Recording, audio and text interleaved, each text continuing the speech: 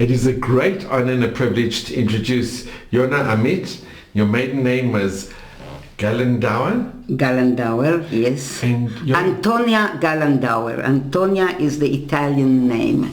Antonia Gallandauer. So Yona, could you tell us a little bit about your background and your amazing story? I was born in Italy in 1938 in a beautiful town in the north of Italy called Fiume.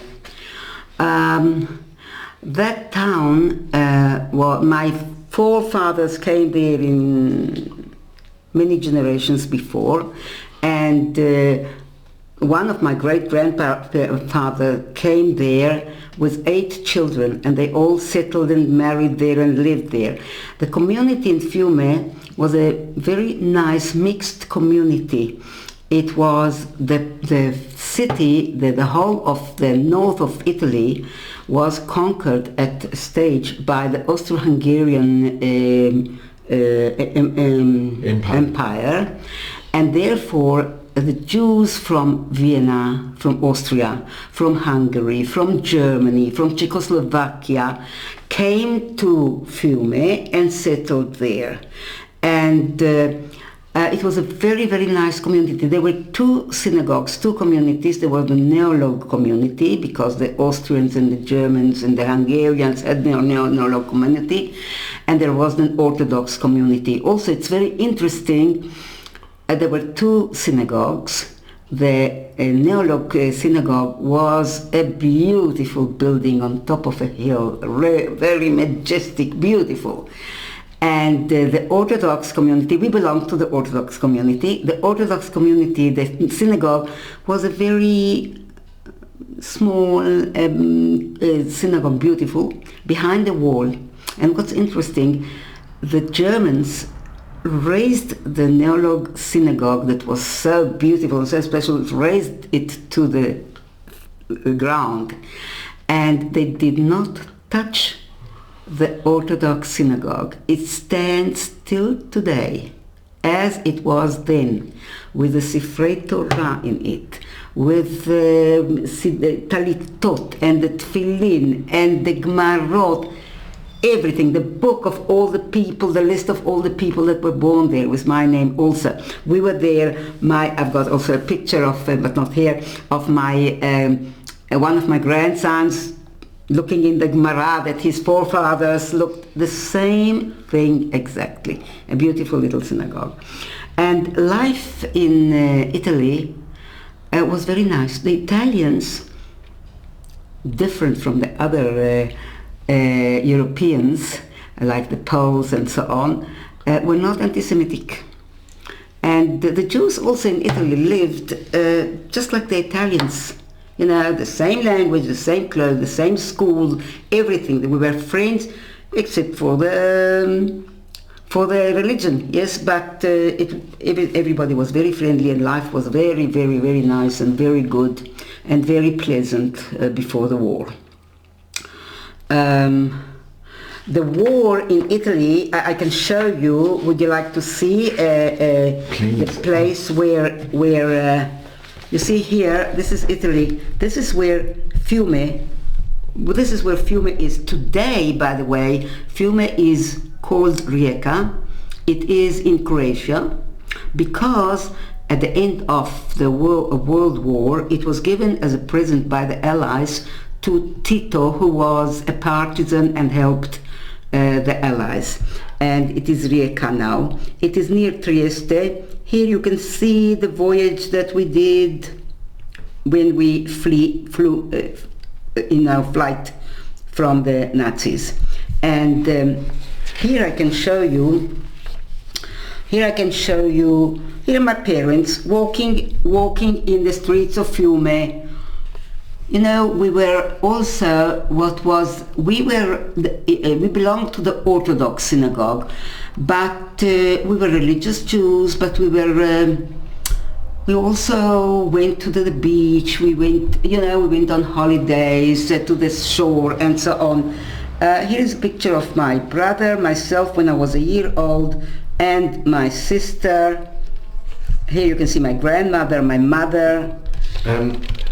If we can just show, well, Yes. it's at the bottom, it's your grandmother. My grandmother and my mother. And here, for example, you can see my mother. In the summer, we went to the beach. We went to summer resorts. Here she's in a summer resort nearby. All that area is beautiful. Fiume is also a city on the seashore. It's a beautiful city. It's very much like Haifa. It's got the sea. It's got a beautiful. It's got a very nice port. But it's also got some hills, some mountains, very much like Haifa. Now, this picture here is the last picture, I think, before the Shoah, before the Germans conquered Italy. I was here, I am with my sister. I was 5.5 years old when the Germans conquered Italy, and the whole story starts. I also want to show you here a picture of all the cousins together, not all the cousins, some of the cousins, because we were a very, very big family. The cousins together in the park, in Fiume. Life was good, was nice. Here, for example, you see my brother in 1985. We all went back, and this is the picture in the synagogue that I told you about, standing near the Aron Kodesh as it was then. Okay, so in 1943, the Germans conquered Italy. And in 1943, I think that the whole world knew that the Germans are a problem. And being caught by Germans means death. And also in 1943, it was after the Wannsee conference, after the solution, the how do you call it in English? The final solution. The gas chambers in Auschwitz worked to a full capacity. Thousands of people were killed there every single day already. So, in Italy, for example, Hitler did not, and the Germans did not create ghettos. There were no German ghettos in Italy. There were old, ancient ghettos. The first ghetto in the world, I think, was created in Venice about 500 years ago, and in Rome and in Florence. But that was in order to look up, to defend the Jews, to keep them properly. The Germans did not need ghettos in Italy. We did not have yellow stars in Italy at all, nothing, because it was so easy. They just collected the Jews, put them on trains, brought them straight to Auschwitz, and from people that were there, from cousins that were there, I know that in a quarter of an hour since they arrived there, these that were supposed to be killed, not to work, they were already up in the fumes. They were already finished. A cousin of mine who was in Auschwitz, and she told me that they came there, and right and left, and those that were to live, and she was 16 years old. She was sent to work, and when they were undressing them and shaving them and so on, they were all the girls were looking, where is mother, where is father, where's my little sister, where's my grandfather? And the older people that were there already for many years told them, stop nagging, stop looking for them, look up there, can you see the fumes? The ashan, how do you say ashan? The smoke. Can you see the smoke? They are already up in smoke in quarter of an hour at that time. So, we didn't know, people didn't know at that time exactly how it worked, but we knew that, my father knew that Nazis and Germans are trouble. Can I just ask, what did your parents do in Fiume? My father originally was an accountant, but when he came to Fiume to marry my mother, he received as a dowry a shop that belonged to my grandmother, and he ran the shop. And my mother didn't work really. She looked after the children and the house. What type of shop was it? Well, it was a shop of merchandise like how should I call it? Buttons and Haberdashery. Haberdashery, yes. But it was a very good shop in a very central part. We were very well off, we were okay. And Yona, we have a picture of your Yes. parents' wedding, the original picture with the original frame. Picture in Fiume, in the synagogue that I told you about. It had a very nice courtyard, that synagogue.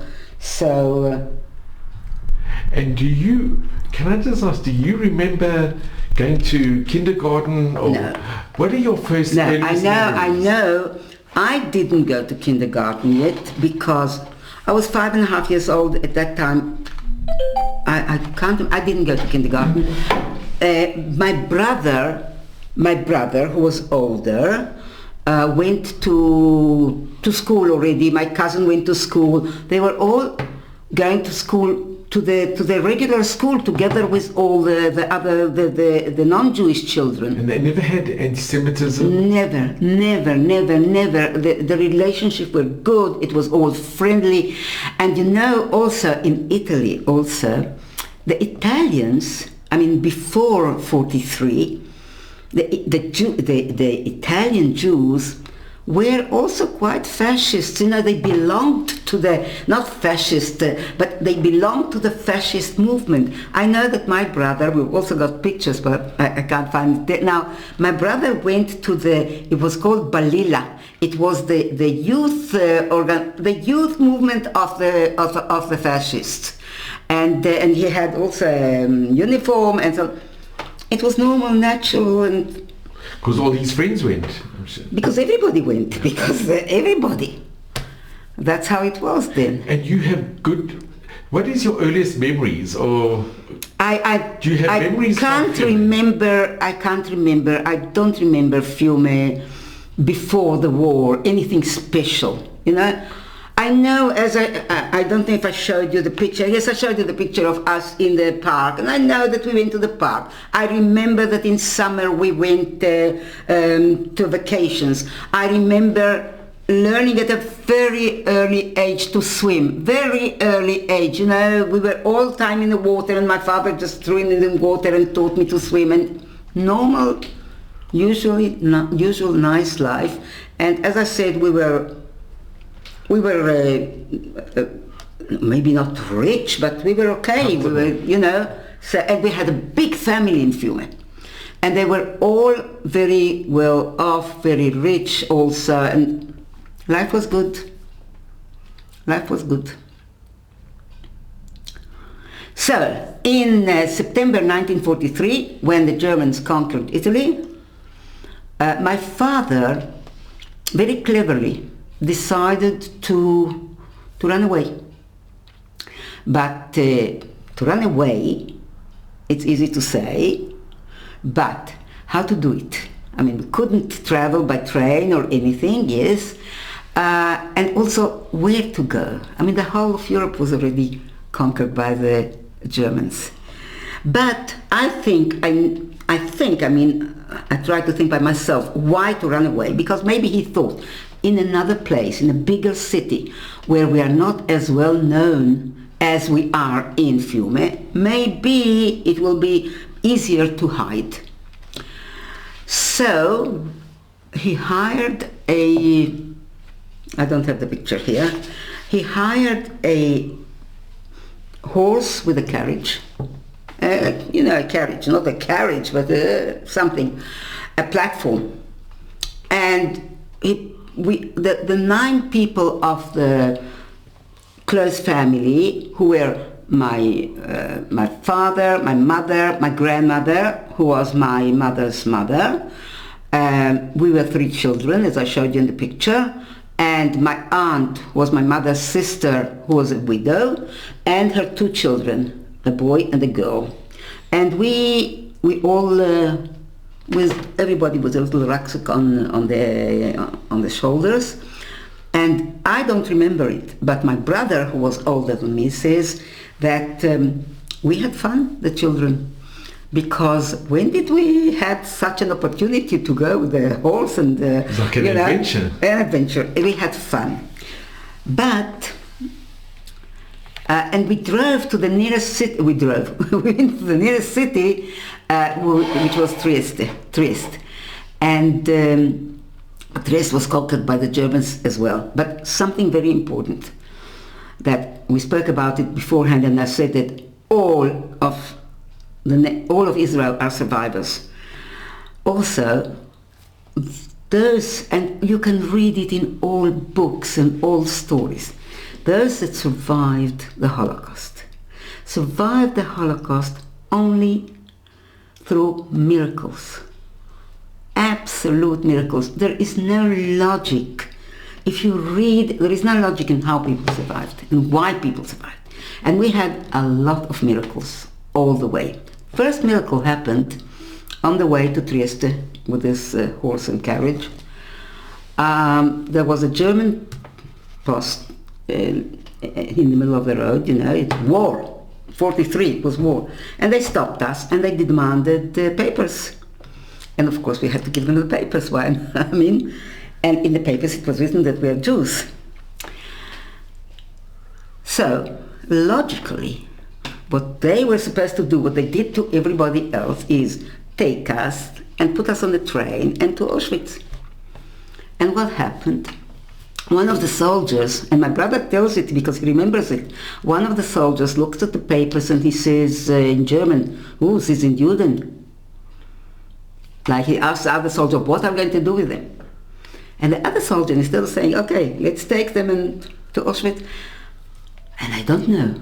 He was hungry, he was thirsty, he didn't have his regulations already ready, like the Germans, they have to, I don't know, God, only God. And he said to him, okay, let them go. It's an absolute miracle. It's something unthinkable. It really is. It's unthinkable. So we went. We arrived at Trieste. Trieste was the same thing as Fiume. The Jews there suffered and it was conquered.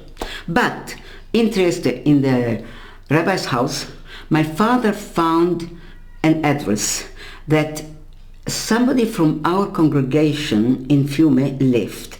He was, I think I've got a picture of him, I'm not sure, look, doesn't matter.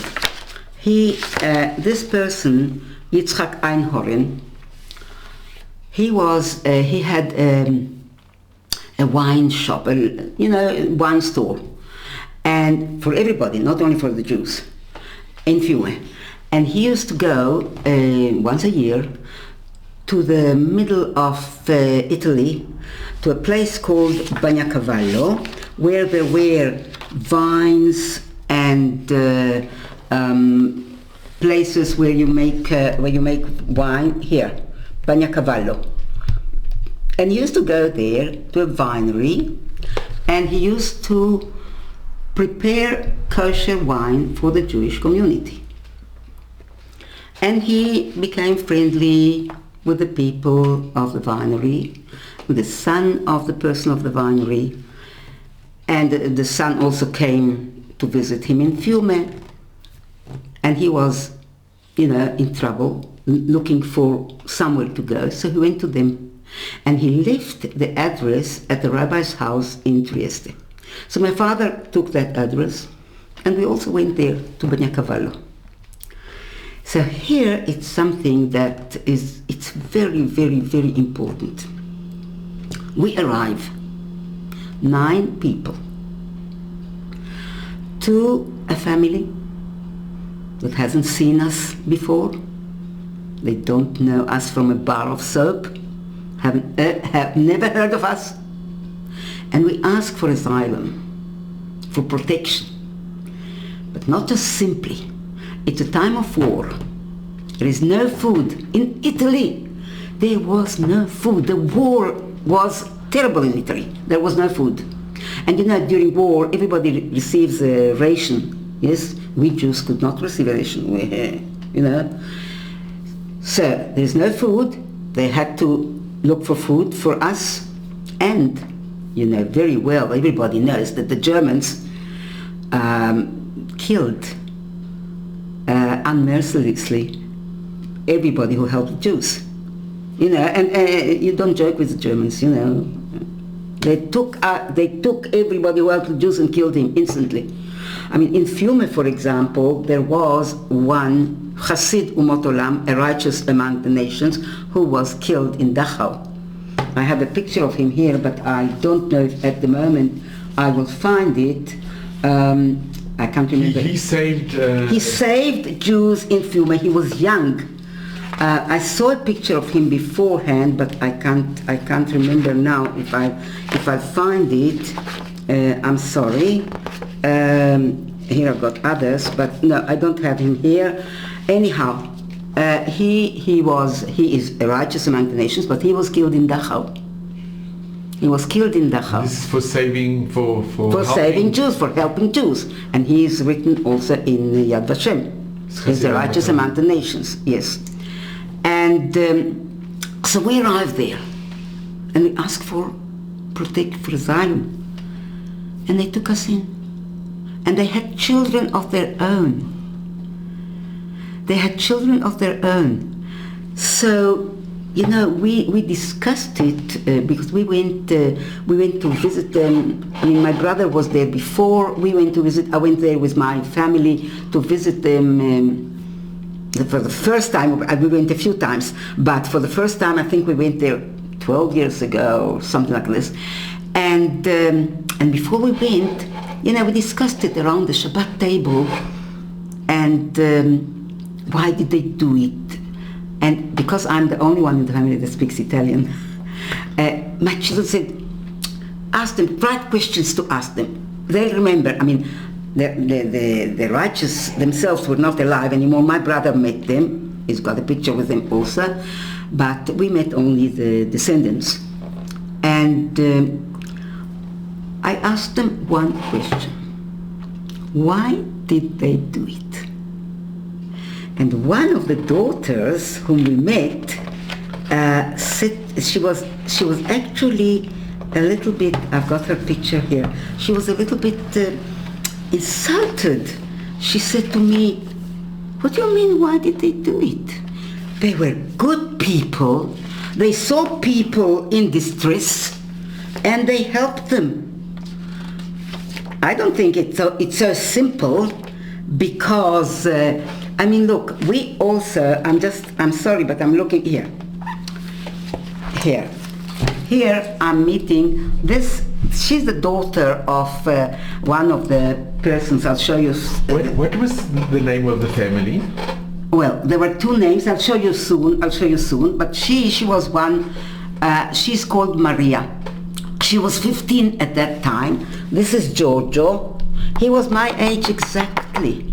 So they had children, and Maria, this is Maria who said, she said, she was insulted. She says, what do you mean, why did they do it? It's unnatural. And also we met Stefania, with whom I'm very much, this is Stefania, the blonde one here, and this is the family. We met Stefania, with whom I'm very close and very much in touch, and we were there a few times and we met many times.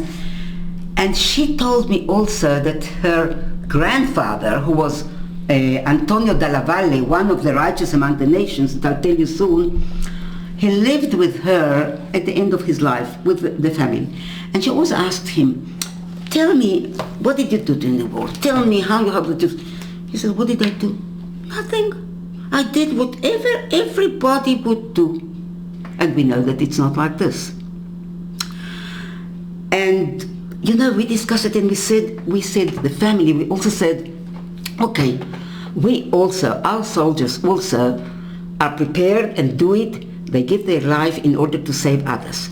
But would we endanger our children in order to save other children? It's possibly the hardest question. I mean, you know, to me, these people, the righteous among the nations, are saints, are very special people. So they took us in, 9 people. And what's interesting also, afterwards, according to this address at the rabbi's house in Trieste, 30 families from Fiume arrived in Bagnacavallo. Now, not 30 people, 30 families. We were one family with 9 people. And there was, they arranged everybody. There was, I suppose, a whole group that led all this. Most of them were our family, because, as I said, many of my family were settled there. Anyhow, they hid us there, and I don't know how they managed with food or what. And we were not allowed out, of course, but once, and that is, I think, my first memory, my proper first memory. Once they allowed us, the children, on a Shabbat. It was a beautiful Shabbat, and they allowed us, the children, to go out and play. And we met all the other cousins, you know, that we always met in Fiume. And it was lovely. And I remember that while playing, I exchanged my shoes with the shoes of a cousin of mine. That was more or less my age.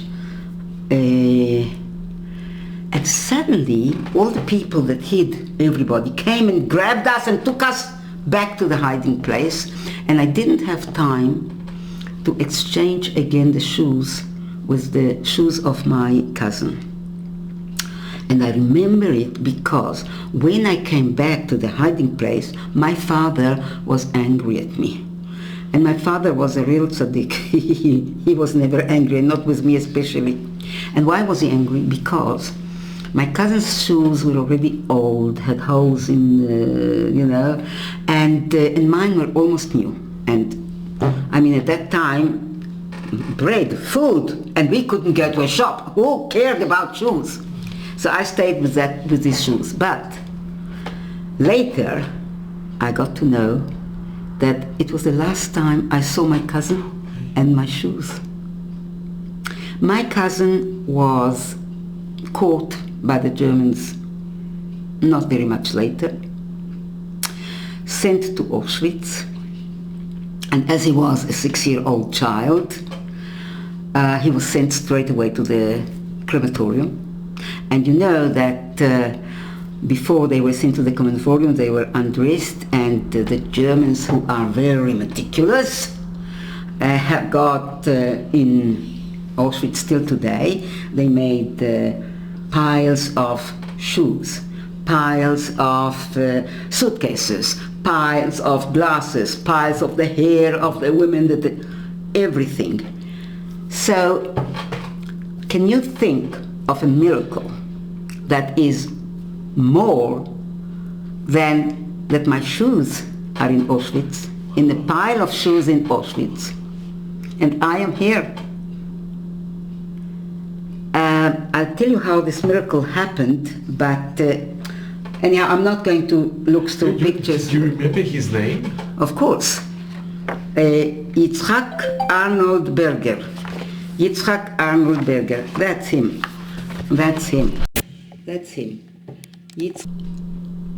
This is your cousin?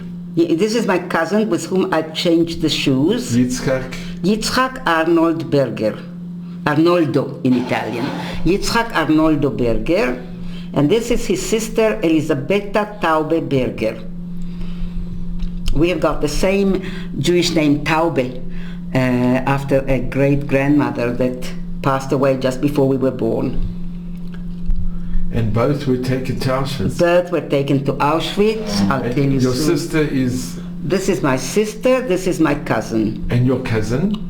My cousin Did she survive? Yes, she was with me all the time. Yes. And your cousin's name? Esther Eda Jakobowicz. So those shoes, it's incredible. Yes. So those shoes are possibly... Are in Auschwitz.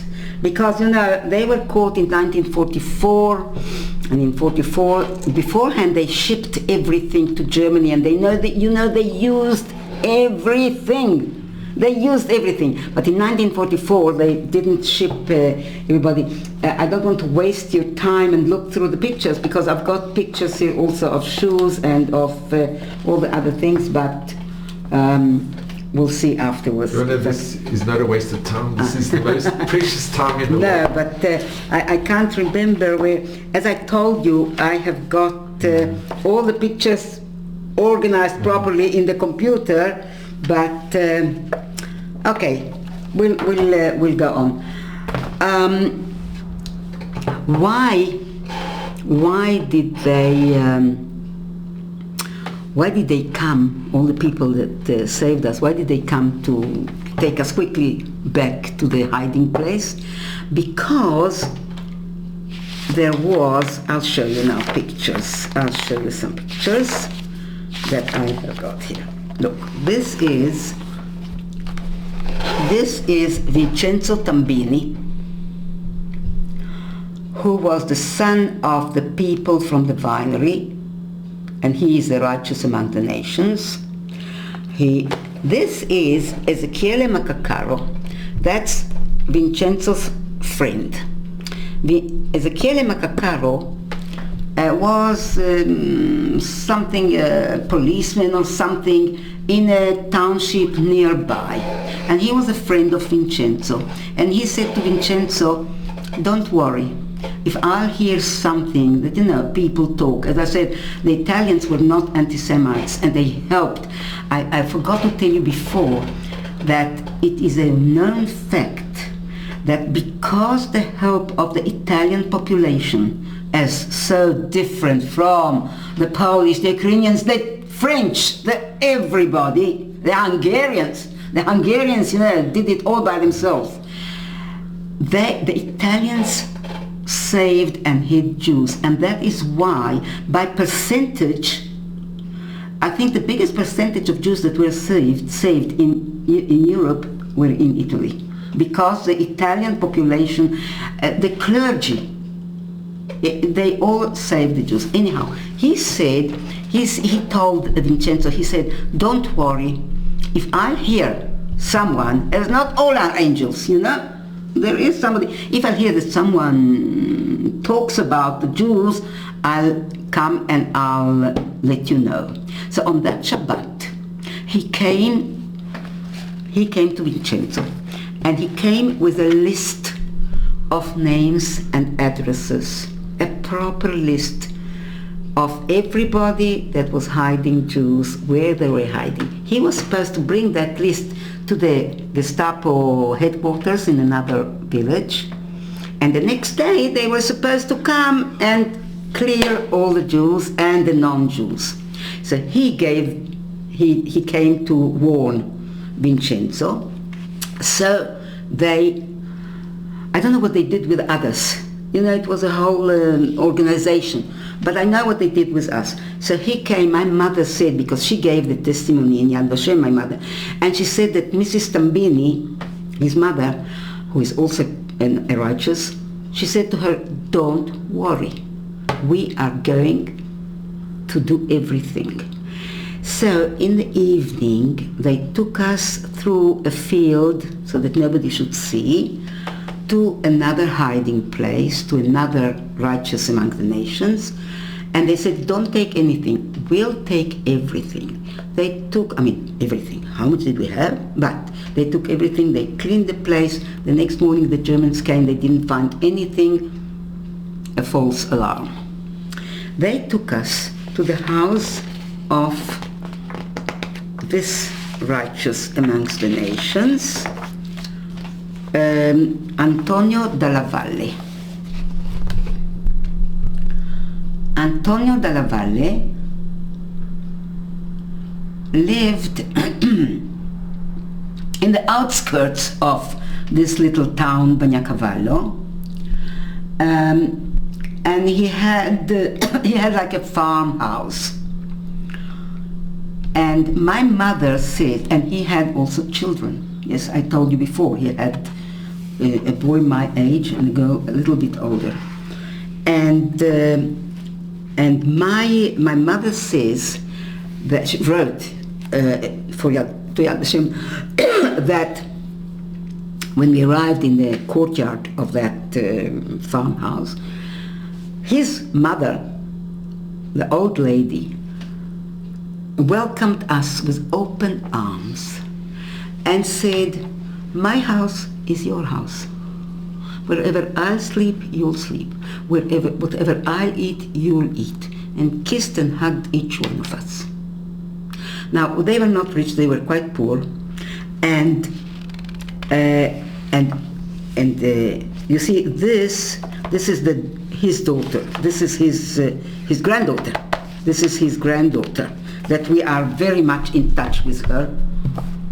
Excuse me, let me just see. Yes, this is his granddaughter. This is his daughter, and this is his son. When we met them, and his daughter Maria, who was 15 years old at that time, she told me when we came there that she used to go on her bicycle. They all go on bicycles there. She used to go on her bicycle to try and buy a little bit more milk, a little bit more bread, something. And she used to hear the women around the grocery shop saying, "But why do they need so much bread? Why do they need so much milk?" And they were afraid that something will happen. And also, here she sent me a picture when we were in Israel already, and here it's written for my dear Antonia. That's my name. I'll tell you afterwards why. But anyhow, when we were there the first time, Giorgio, the son, told us and showed us, I didn't remember that his father, Antonio della Valle, excavated, they lived near a river, the Senio River. And there were terrible battles there afterwards, terrible battles, because Italy was really in the heart of the battles. The Allies came from the south, and the Germans from the north, and there were terrible battles in Italy. The Italians suffered a lot. And he excavated a tunnel from the house till the river, and there were times when he hid there 28 Jews. And he said himself, the son, he said, the biggest problem was how to feed these Jews. Food, that was the problem. And opposite their house, there was an anti-airplane post of the Germans. Under the nose of the Germans they did it.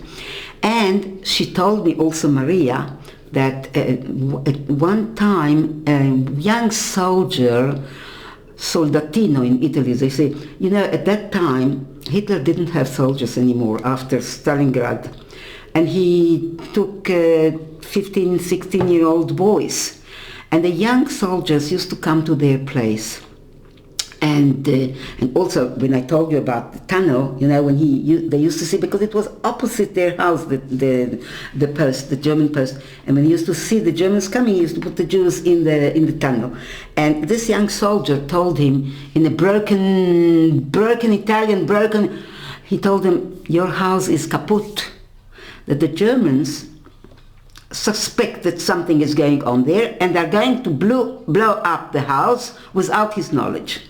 Now, they did blow up his house, but they already, because of that soldier, they already knew. So they left the house. They were also plitim, how do you say, refugees in other houses. And as they sent like this, my mother and father, they sent to hide in another little village. My grandmother and aunt also in another little village. As children, we were sent I don't have it in this picture. In this, that I have to find. I'll show you. I must find that picture. They sent us children to a Catholic convent. They sent us children to a Catholic convent. A Catholic convent, separate for boys, separate for girls. The Catholics are very, very, very, very religious. We did not invent it. And that convent was a school, a boarding school for the boys separate, the girls separate, of the villages around it.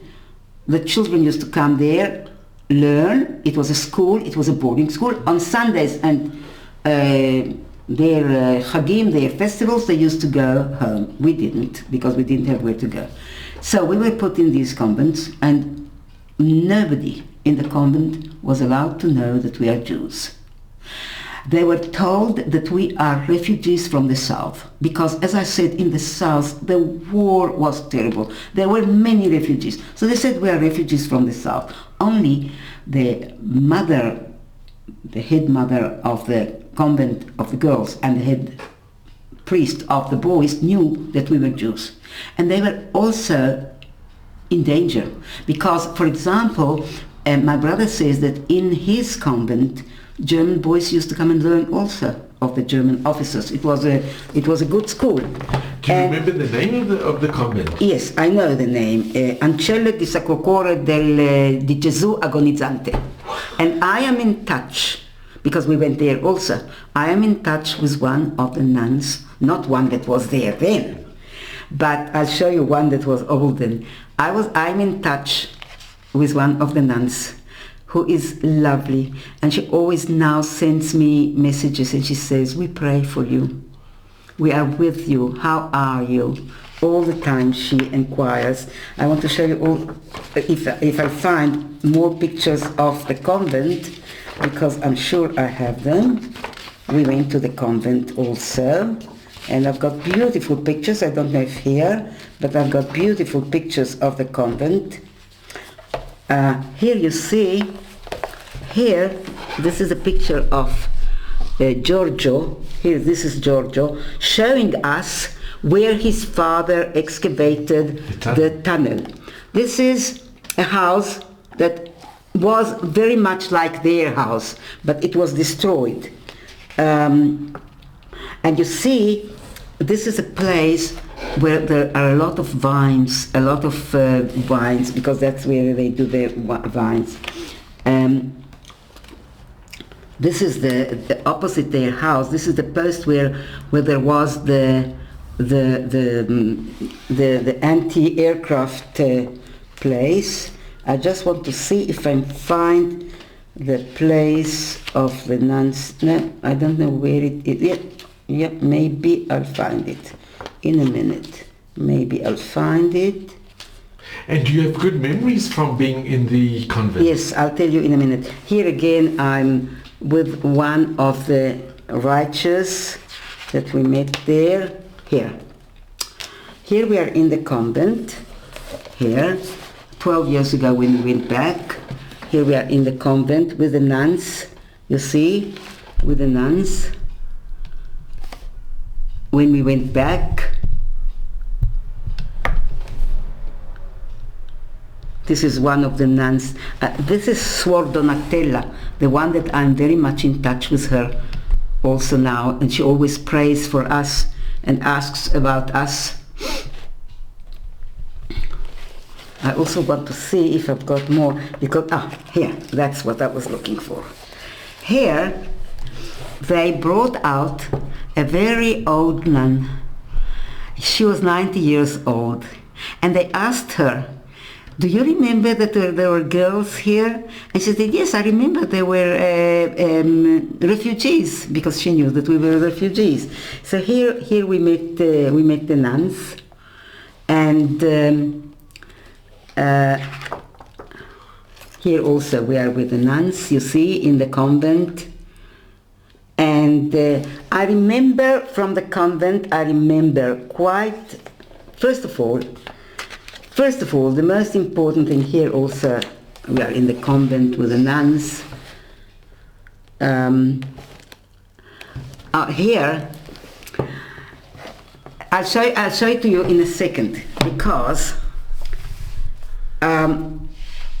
when we had to go to the convent, my father told us to say every night before we go to sleep, Shema Israel, as every little Jewish child says before he goes to sleep. I say it with my children, with my grandchildren, with my great-grandchildren, and Hamalach HaGoel, and a little bit. And by the way, this was something that afterwards I heard, that everybody, I mean, there were lots of children put in convent, and very often, and I mean, my father also, he didn't know if he will ever see us again, because you could be caught every little step that you did. So I heard afterwards that all Jewish religious people, he was a young religious person, told this to their children. It is very well known also. I mean, I don't know if you know the story of Harav Herzog, the grandfather of our president, who was a rabbi in France, and after the war he used to go to convents and to orphanages, and he used to say, to shout, scream, Shema Yisrael, Hashem Elokeinu, Hashem Echad. And when he used to see, also at night, he used to see a little head comes up, he knew it's a Jewish boy or girl. And once he tells the story that he went to an orphanage or a convent, and the nun said to him, but these are little children, they will not remember. And he says, Rabbi Herzog says, he said, Shema Yisrael, and suddenly little children came up to him and grabbed him and said, Abba, Abba, Daddy, Daddy, they remembered it.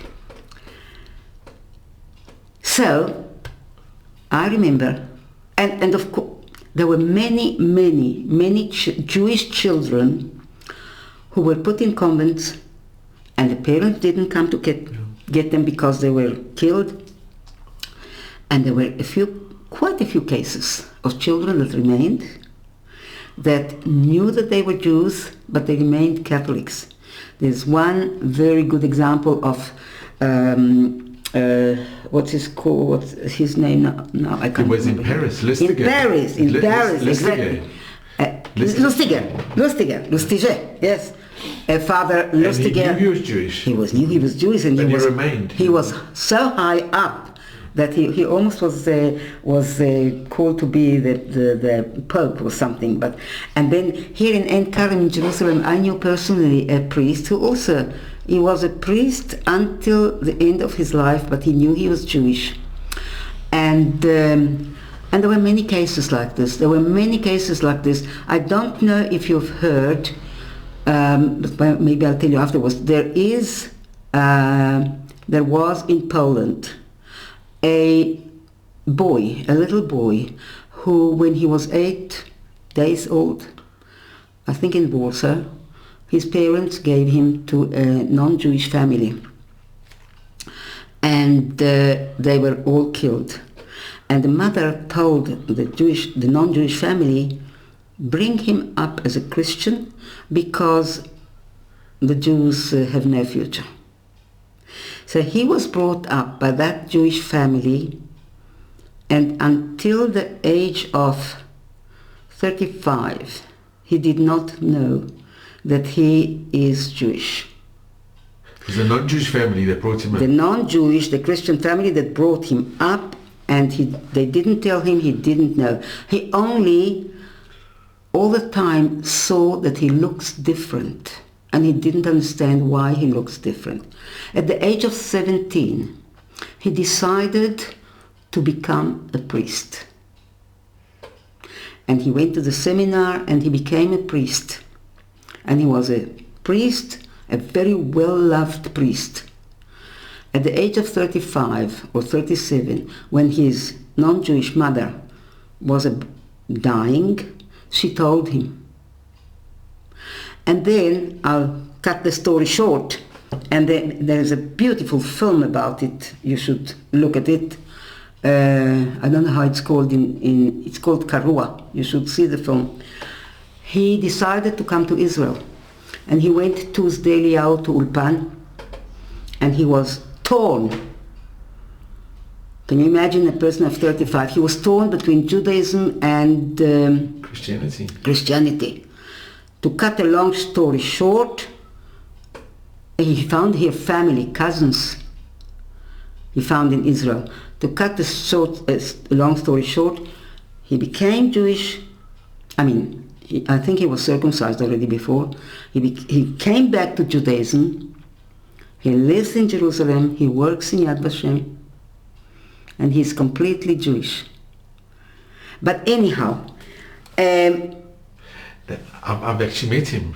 What? I met him. You met him? I met him. It's the most amazing story. Yes, it is. There is a film about He it. was in Lublin, in the same seminary as John Paul. Yes.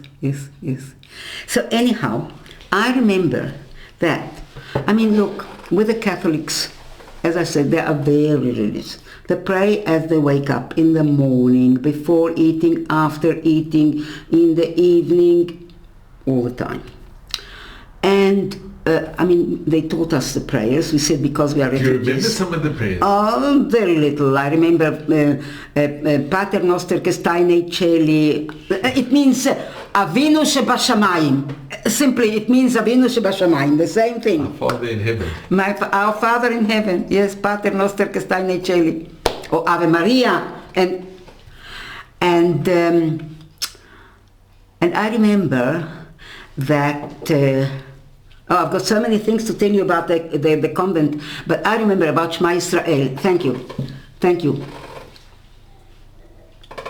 About Shema Israel, that in the evening there was a long hall with beds on both sides, and the nun that looked after us behind something, because they are very, very tznuim, how do you say? Modest. Very modest. With the Catholics, the body is sinful. Now, this is something, for example, that helped save the boys. Nobody saw that they were circumcised. Because you don't undress, you don't... But anyhow, so we kneeled next to the bed, because that's how the Catholics pray. Put our hands like this, made the sign of the cross and said, Pater Noster Kestai Celi. And then I remember I used to go to sleep, to go to bed, and I used to put the cover over my head and say Shema Israel as my father taught me. Now I always remembered, and I always thought that I put the cover over my head before saying Shema Israel, because above every bed there is a cross with Jesus on it. This is a bed that belongs to a nun. We had black covers, but above every bed there is the cross with Jesus crucified there. So I didn't want to say Shema Israel in front of Jesus listening to me. Although now I know that Jesus was a good Jew till the end of his days.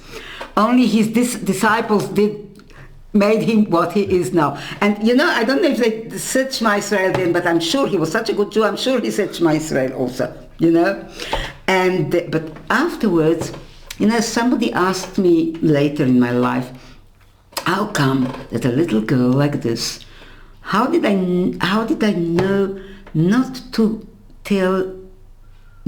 divulge my secret that I am Jewish, because it was so dangerous. And maybe they really put it so much into me, the fear of saying that I covered my head. I don't know why, but anyhow, maybe for both reasons. In the convent, my cousin and my sister went to school. It was inside the convent. They went to classes. My cousin was very happy because she was a very good student. She was a professor afterwards at the university here. And the first thing that the Germans did, there was the Jews were not allowed to go to school. And she thrived there. She was a good pupil and it was good. I didn't go to school because I was little. I was not at the age of school. And there was a nice little young nun that took me by the hand, and I was with her all the time. And one of the things that we went, there was a little place where they brought up a pig or a few pigs, and they brought up these pigs for the festive meal of Christmas. We were there during Easter and during Christmas, but I remember Christmas because it was very cold, and they brought up this pig for Christmas. And I remember that on Christmas all the girls went home. We didn't, we stayed. And usually we ate in a different dining room, refectory, and the nuns in another one. And for the Christmas meal, the three of us were brought to eat together with the nuns. And suddenly there was light. Because usually, there were bombings and everything had to be dark and it was cold. You didn't have the means to warm up the place. Suddenly it was light and it was warm and there was food. There was food. And I can still remember, I think, the smell of this food. But I knew, I was 5 years old, but I knew that the meat is from this pig. And my cousin also writes in her memories, and I also remember it. We took a spoonful and we couldn't eat because we knew it was the pork. I'm not going to tell you that we ate kosher all the time. We ate what was given to us. I mean, there was no food. There was no food. That Maria that was insulted because I asked her why her parents did it.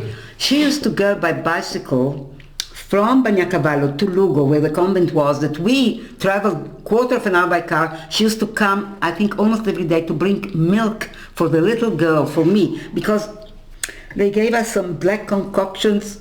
I still today don't drink black coffee because of those days in the convent.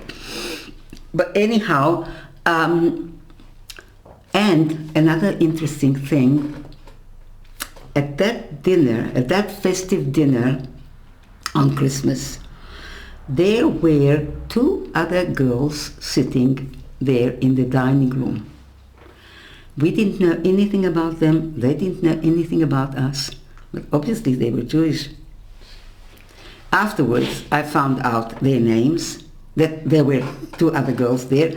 Once we were in Kibbutz Lochamei HaGetaot, there was a reunion of all the convent children. And we went there with the greatest hope of finding those girls, but we didn't. There was a separate table for Italy, a separate table for Poland. We didn't find children them. that were hidden in convents. Yes, they were hidden in convents, the same convent. We didn't know about them, they didn't know about us. I mean, it was so secret. It was so terribly secret. Then, if we move on, then, just one more thing. I showed you the picture. No, that's not important. No, everything's next to the convent lived a family also of Tambini. I have here it's here, I think, in this album. A family also of the same family, Tambini, and they still live near the convent. You see, this is Stefania, that I'm so much in contact with her. It's amazing. I'll tell you also the story about Stefania, how amazing she is. She is really a true descendant of the righteous among the people. You know that my parents were in contact with the righteous among the people all the time that they lived, my parents lived. They used to send letters to each other, to send presents for Christmas, for Easter. And when they died, and my parents died, we didn't continue. Nothing, you know. And then one day, Stefania, who works at a school in Lugo, where we were in the convent, and they commemorate the 27th of January, the International Day of Remembrance. And she decided, because as I told you, she knew her grandfather and what he had done, she decided that she wanted to find us. She tried the Israeli consulate, and they said to her, forget it. Most probably they are dead, most probably they don't remember us, forget it. And she is really something. And she decided that she wants to go on with it. And someone told her, why don't you call Yad Vashem? She called Yad Vashem straight away. They found her name. They are written in the books, in Yad Vashem. It's a pity the embassy didn't tell her this. They found her and they said, yes, I can give you my phone number. But I came home one day with one of my daughters, and I received a call from Yad Vashem. And she says, the woman on the other side, she says to me, look, this and this and this woman asked me for your phone number. Can I give her your phone number? I shiver now also when I hear about it, and I say, of course. And she gave her my phone number, and she called me. And since then, we are together like proper family. Her family, her granddaughter, she takes her granddaughter to Israel everywhere. We were in Sicily telling the story. She is there with us all the time. And she was so happy also on the phone, because she said she was so scared that she'll have to speak English. The Italians don't speak English very well. And she was so happy to hear that I speak Italian. And I'm telling you, since then we are inseparable. But why did I start that? Because I wanted to show you, yes, the family, her aunt, excuse me just 1 minute, I'll find the picture if I'll find it, yes, I'll find it right here, that lives near the convent. And when we were there 12 years ago, the first time, we went to their house next to the convent. We went to the convent together, hand in hand, because she said, I'll show you her picture also, she was very excited to see me. Here. That's her. Maria Rosa Tambini. She's so excited. This is Maria Rosa Tambini. Maria Rosa Tambini. There is a very nice picture. That's her family. There is a very nice picture. She's also from the family Tambini. That's the people from the winery that hid us. Here we go to the convent together.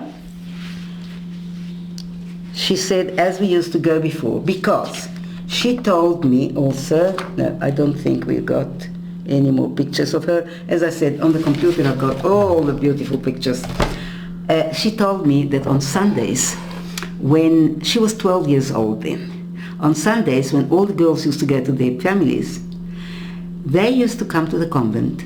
Her father with her and her sister, they used to come to the convent, take us to their house. And her father was a banker, and he was well known in his city. And he also told them, if anybody asks you, who are these girls with you, tell them they are cousins that are, how did you say, refugees from the south. They also endangered themselves. And she says that we used to come to their place, and they used to play with us, but they used to try and make us laugh. And she said we had very sad eyes. We didn't laugh. I mean, you know, I missed my mother. I was 5.5 years old. I missed my mother. And you know, every evening when they gave us supper, my cousin was quite a few years older than me. She used to come out of class and she used to put the apron on me, and I used to start crying. And she used to send, you know, in the convent they've got long corridors, and at the end of the corridor they had an internal phone, telephone, and she used to send one of her friends to that phone to call me, and I used to pick up the phone here, and she used to say, as if she's my mother, not to cry and to be good and so on. You know, also another little story. When we went out of the convent, soon I'll tell you about it, and the bombings in Italy, oh my God, the bombings, you know, the airplanes used to come, and then you could hear the shriek of the bomb coming down. There were no bomb shelters then. There were no bomb shelters. And we used to hide under trees and so on. Once I hid under a tree with my grandmother, my pious grandmother. And I was very scared. And she said to me, I was terrified of the bombs, terrified. After the war, if I used to hear a siren, oh, I really used to be terrified. And my grandmother said, Tabeli, pray. And if you pray, you won't be scared. And what did I say to my grandmother? But I said already 10 Ave Marias, and I'm still scared. You know, Ave Maria is Holy Mary. I said 10 Ave Maria and I'm still scared. I mean, what's the difference, you know, to a 5-year-old or 6-year-old girl? Anyhow, at that time, people started to organize for the Jews to cross to Switzerland. Switzerland was neutral, you know, because it suited the Germans and it suited the Swiss, very much so. We were there in Switzerland not long ago. They are so Germans, but they're not anti-Semites. They are anti-strangers. Yeah. And I mean, for the Germans it was very, very good. They got weapons from there. They put there the money and everything that they saw from the Jews and so on. But Switzerland was neutral, and the Jews lived there as usual. If you could get to Switzerland, your life was saved. How to get to Switzerland? Yona, can I just mention? Yes. You know, it was the Swiss who told the Germans that in the passport you should put the J. It was the Swiss who were the ones that actually... Look, there are many stories. There is also a story that at the beginning Hitler sent his aides to America to learn from them how they treated the blacks, to learn from them how to treat the Jews. Yeah. You know, so no righteous... That's true. Yes, there are righteous among the nations, yes. But how long did you stay in the convent? In the convent about a year, more or less a year. As I said, we were there for Easter and for Christmas. I have got here also a letter from here. There is a letter from the convent stating here. You've got the name of the convent here also. What is it? Ancelle di Sacro Cuore di Gesù Agonizzante. Here is a letter also that states when and where and how we were there, and almost a year. Because as I said, we were there for Easter and for Christmas. And did your parents ever come and visit you? No, God forbid. Would have been too... They were here hiding. They couldn't. So how did it... Do you remember the day you left the convent? No. And you remember the day you came into the convent? No. I mean, that family Tambini, they brought us to the convent because some bishop or something was also from their family. They were a very prominent family. And no, I don't remember that. But Yona, having your sister and your cousin must have made it a bit easier for you. Of course. I mean, without them, I don't know how I would have survived, you know. I mean, having my sister with me and even more than that, my cousin, who was older. My sister was only a year older than I was. But my cousin, I think she was already 10 or 11. And she really acted like a mother to me. She says in her memories that when we went into the convent, she also mentions Shema Israel, and she also mentions that her childhood was finished then. Because one of the things that she was told by her mother, she said, now you are in charge of these two girls. It's a big responsibility to give to... And she really looked after me. I mean, without her, she was really... What was her name? Esther Edda Jakobowicz.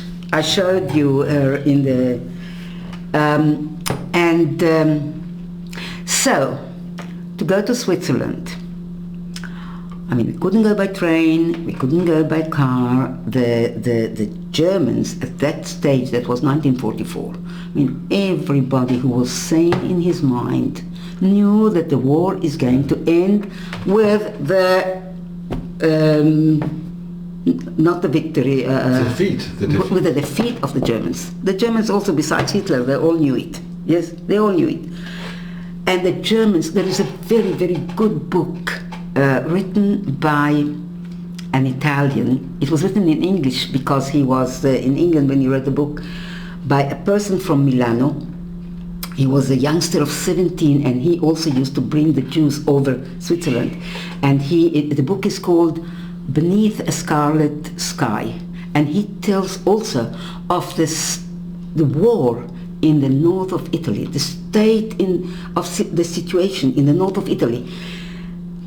The Nazis against the Italians, against the fascists, against the anti-fascists, against the communists. It was terrible then. It was terrible. And the Nazis were at that stage really, you know, how do you say, they were hysterical. They were hysterical. But, and that is something that I can't understand, till the very last minute, their life was in danger. They were losing the war. And till the last moment, it was important for them to kill the Jews. I mean, you know, often I think they were hysterical on the borders of Switzerland. You know, Switzerland borders with Belgium, with France, with Austria, and Jews tried to go over. I'll tell you soon how.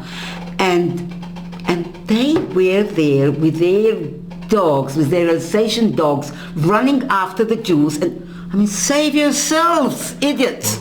Yona, just think, Hungary, the Hungarian Jews, it was already, they knew they were losing the war. They put all the energies, all the... Yes, but they're the Hungarians. Rachel Herzl's husband, she tells you about the book. The book that he wrote, he says there, the Hungarians didn't need the Germans to do the job. Anyhow, so how to go to Switzerland? To cross the Alps at night, obviously, on foot. You've been to the Alps? It's not a simple thing. It's not a joke. To cross the Alps at night with the German dogs running after you. You know, 4.5 years ago we went back there, to the Alps there also, and we took a little train that goes through the Alps. And I was looking there at the Alps, and I said, my God, how is it possible? It's not possible. It's not only mountains, it's valleys. There is no, it's all forests. There is no a path to go there, nothing. It's, how can you do it? And at night. So.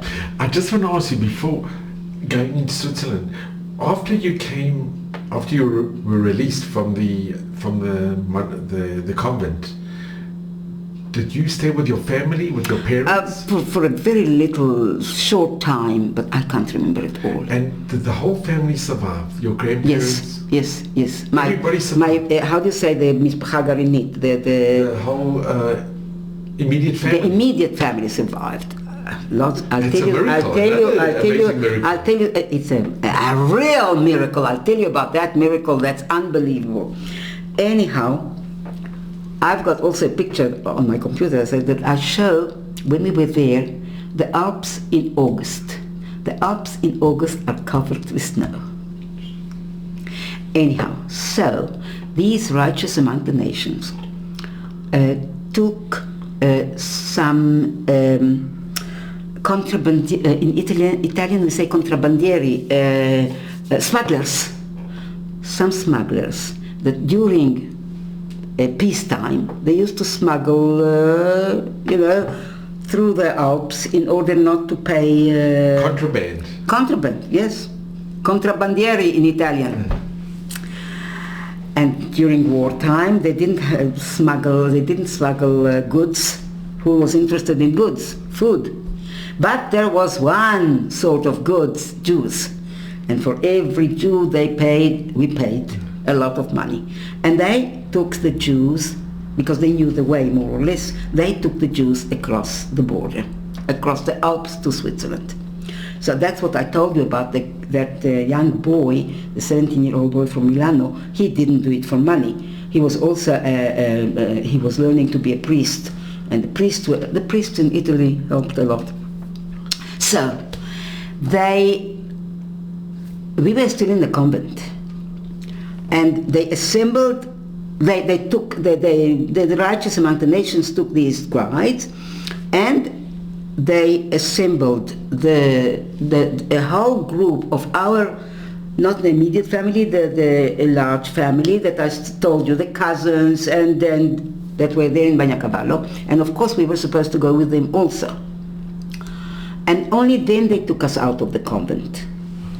And my brother says that when they took us out of the convent, of his convent, the head priest that knew that he's a Jew, he said to Tambini, he said, it's a pity that they're taking them out. We could have made very good Christians out of them.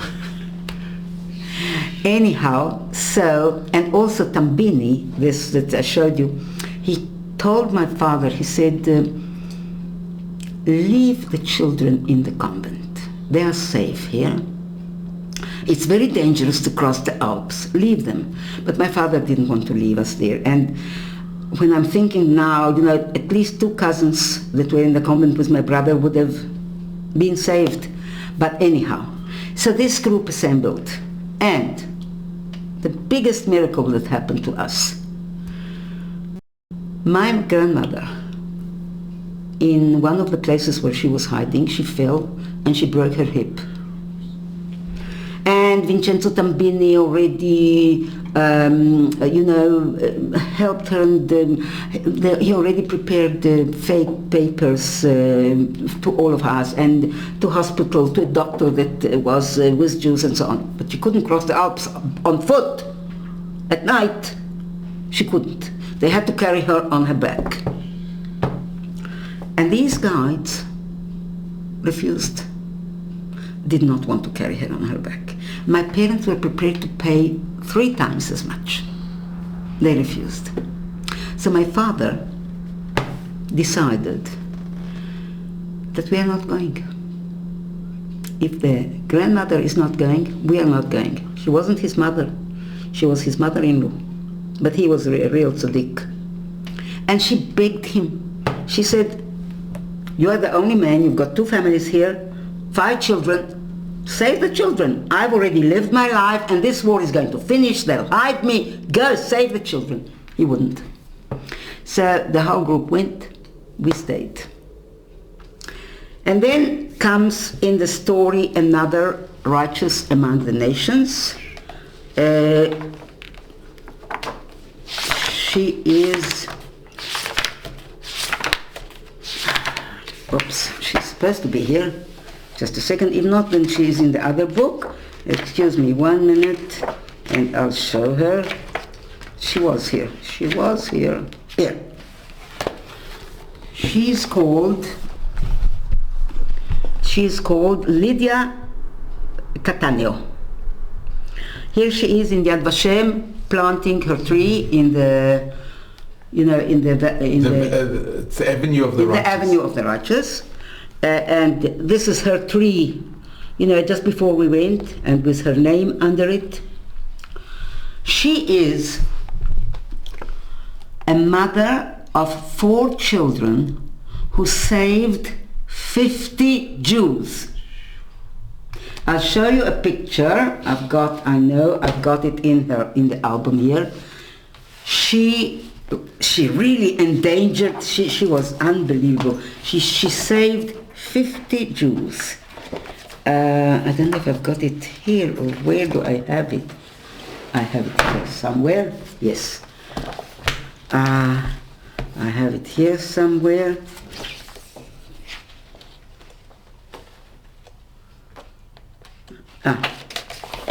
Here. This is, we were there 4.5 years ago. This is in an Italian newspaper. It's written, La mamma che salvò 50 ebrei. The mother who saved 50 Jews. Here we are with her family also. She had 4 children, and this is one of her grandchildren here, and he told me when we were there that one of her children asked her, why did you endanger us? He doesn't know the answer, and I also don't know the answer. That's her. That's her. It's incredible. It really is. She saved 50 Jews. These are all her... She really endangered herself very much. You know, I showed you when we went back. Here, look at the Alps. Look at the Alps in August. And you had to cross it. Well, that was hard to get to Switzerland. And here is the little. You see, this is also some of the places. This is a little train that we went through. You see the Alps that people had to cross.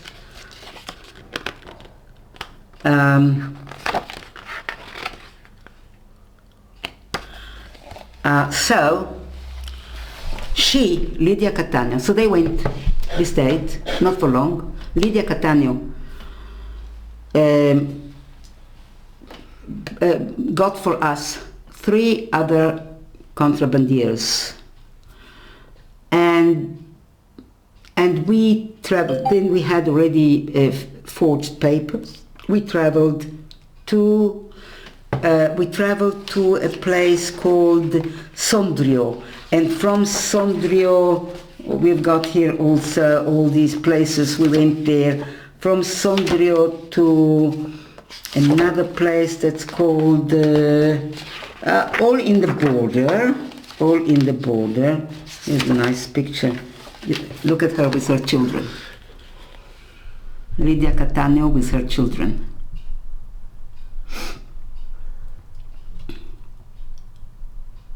It's an amazing question that they asked, why did you endanger our lives as well? And we went to Sondrio. I've got here a picture of Sondrio by train. Then we changed and we went, Sondrio was the last. And then we went to another place with a train, and not now, but then.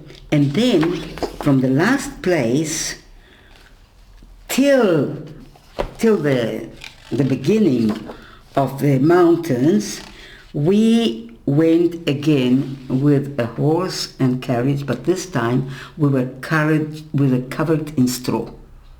Because the Germans, were there everywhere, because they knew that the Jews are trying to, and it was a border, and they were everywhere. And this woman, Lydia Catania, she used to travel in the train with us, and and we didn't travel all together, 2 by 2, 3 by 3, and then she used to take us and hide us in her house because she lived there. And you remember?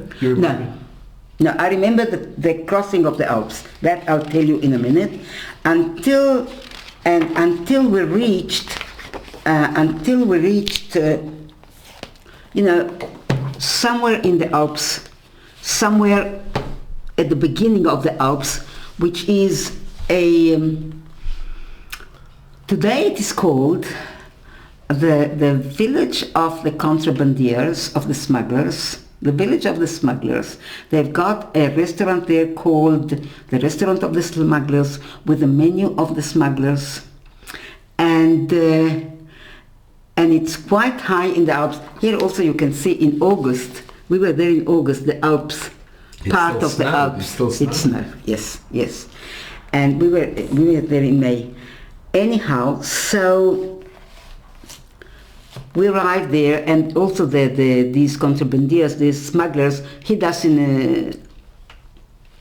a little coal chamber or something like this. And at 9 o'clock at night, we started. We started from a place here. And you know something, they are very proud. Just 1 second, I want to bring you something and show you something. They're very proud of what they did. They're very proud of what they did. Also the people in Bagnacavallo, and also the Italians all together. And also I got pictures Stefania sends me of things that they do in a memory and teach their schools, their children. Anyhow, I went there to that village, and I told the waitress at the restaurant why I'm here, and she said, yes, they took the coffee out of their bags, the contrabandiers, the smugglers, and they put you into the bag. I'll show you the bag soon.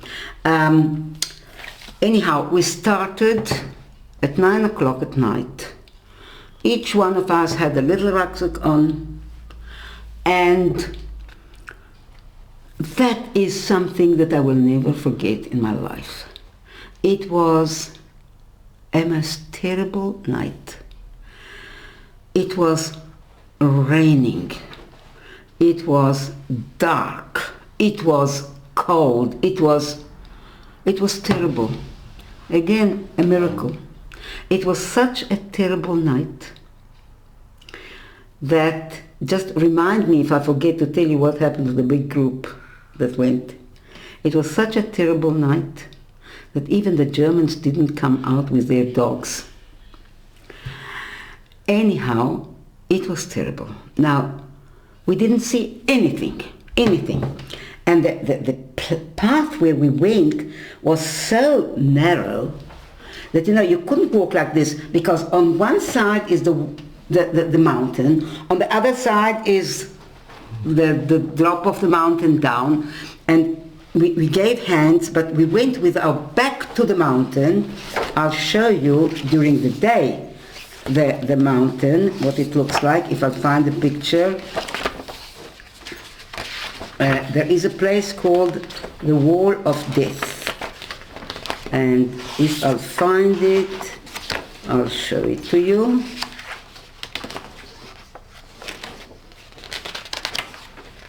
Am I too long? Not at all. I'm telling you too long? But I can't find the Wall of Death here.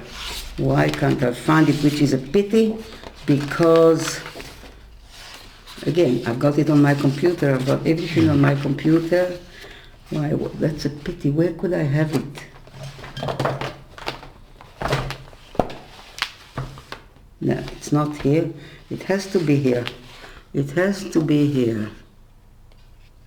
This is on the mountain. On the mountain, to show you an example of what the way looks like. It's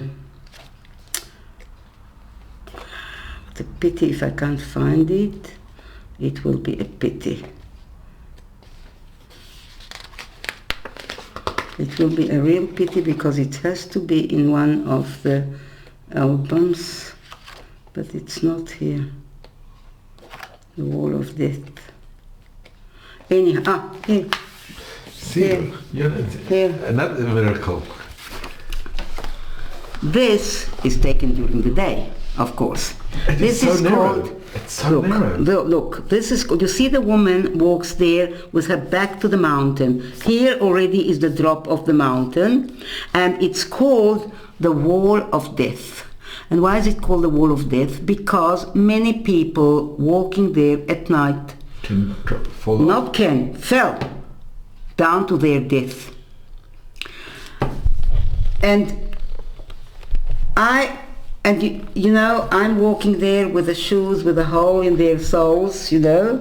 Anyhow, I was crying the whole way. First went my mother, and first went the guide, then my mother, then I, then my sister, I can't remember. We were holding hands. And my mother always tried to comfort me and say, soon we'll be.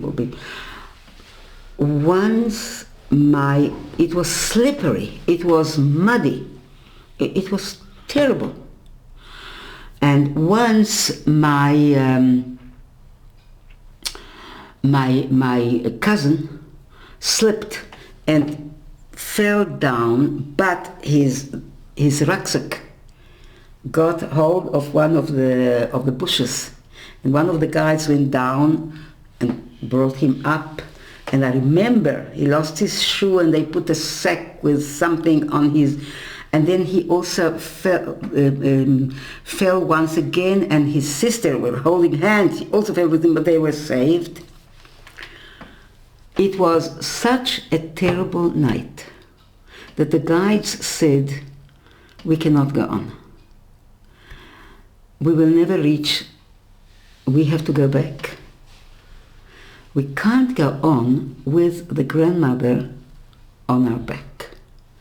Now, it wasn't on the back, it was, they used to put, this is just a sample, I'll show you the pictures of the contrabandiers, the smugglers, when they smuggled here, when they smuggled goods. Oh, you can see over there. They smuggled goods in these things. You see this one here, the smuggler walks, she's got things in her basket, and like this her hands are free. So they used to put old women, pregnant women, little children in such baskets. I mean, this is just a little example. In such baskets, they also used to have, you know, special shoes not to slip and so on. In such baskets, they told me, the one that gave me this, he said that for pregnant women or old women, they used to cut here so that their legs can go there. Children, they just used to put them here. That's why the waitress said this. They took the coffee out and they put you in. So the smugglers said, we can't go on with the grandmother on our back. We will never reach, I mean, we have to reach before sunrise, and we have to go back. We'll have to leave the grandmother here. So what could we do? So they left her there in the middle of it, and they said, we'll come back to fetch her. Go back to bring her. She only said, leave me in a place where I can throw myself down if the Germans come. And we went on. Just remind me to tell you what was afterwards, if I forget. And another thing that I remember very well was that in one place there was an opening in the forest, and they had to bring us one by one. And they brought my mother first, and then they brought me.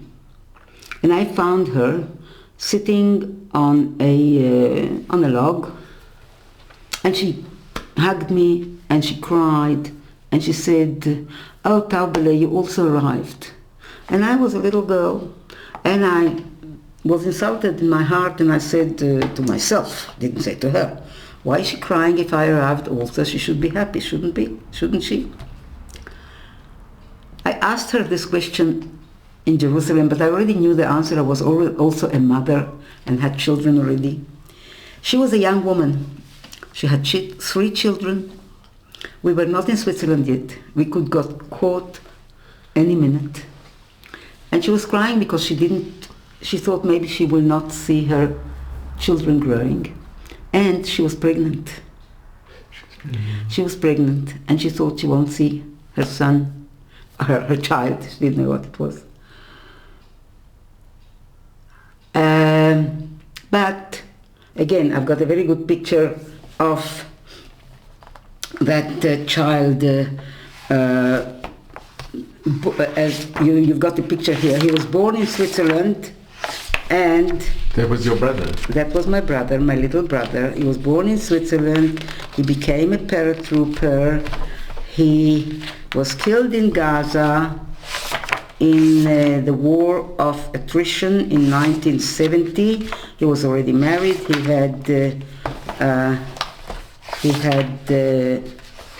had two daughters. Here, that's my little brother, born in Switzerland. That's him when we were back already in Italy. That's him in Switzerland before we left Switzerland, when we got together with our parents at the end of the war. And he became a paratrooper, and as I said, he fell in Gaza. And you know, as terrible as it was, I think, and my parents also felt like this, my father also felt like this. It killed my father, literally. It was his Benjamin, but the thought that a child that was born during the Holocaust, when we couldn't even dream of having a country, the Germans tried to kill him, his mother, and so on, and he died defending his country, defending his parents, defending his family, defending his people. It is zchut. It's an honor. It's a real honor. Tremendous honor. It's a real honor. And you know, I've heard also of mothers and grandmothers that lost their son and grandson now in this war. They also said, the Holocaust survivors said, I mean, we couldn't defend ourselves. We were led to death. And here we've got a country, we can defend ourselves. I mean, okay, we are Jews, we suffer a lot, we have got a lot of problems. But we've got an army, we've got a country. And please God will overcome this problem also.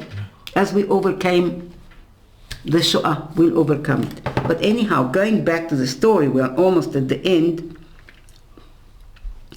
We arrived already, it was almost morning. We arrived at a certain place and the guide said, we have to go back. Here, you just slide down and you'll get to Switzerland. And again, another miracle. The Swiss did not allow the Jews to come into Switzerland for a very long time.